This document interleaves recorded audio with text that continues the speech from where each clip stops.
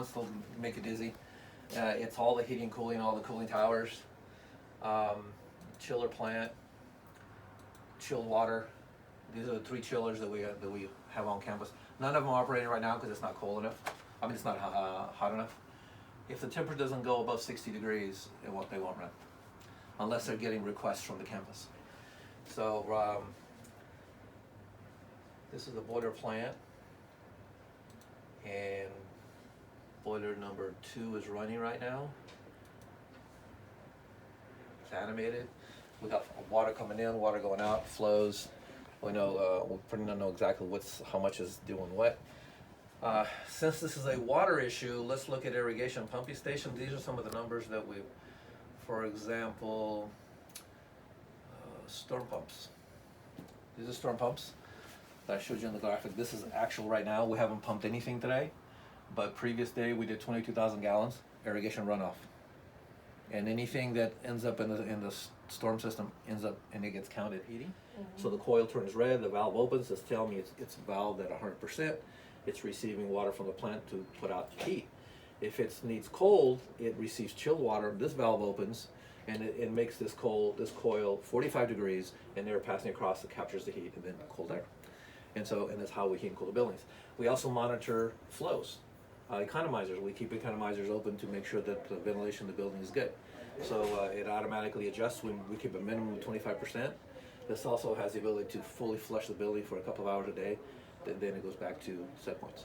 So it continuously monitors what's going on in the building and to 100 thermostats, because this air handler provides huge amounts of air, but they all go out through the duct system, and each one of those devices in the ceiling controls how much that office gets or how much that space gets.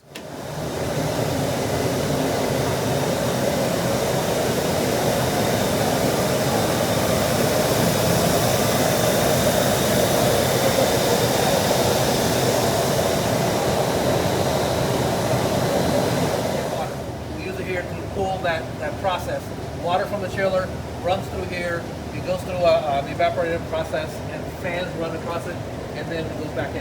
And so we get rid of all the heat here. So these pumps, when the towers are running, the fans on the top, they're 8 feet diameter. Right, there's just a slight overflow on that. So, and that's where we recapture. It goes back to the lake. So, but these pumps run, and each pump is capable of 2,500 gallons a minute.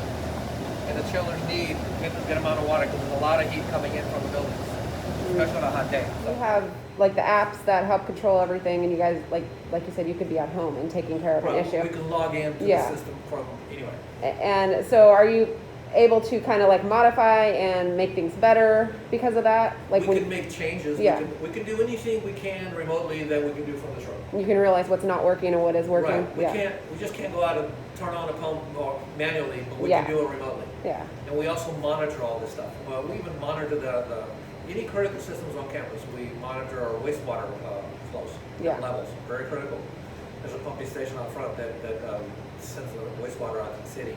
We monitor that as well. We monitor the cafe refrigerators, the freezers. Mm-hmm. The ALC sends us that information as well.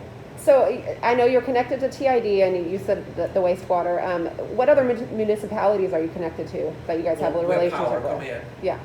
TID power coming in, and we obviously are connected to the Thurber pipeline, TID for stormwater, and of course the city for wastewater.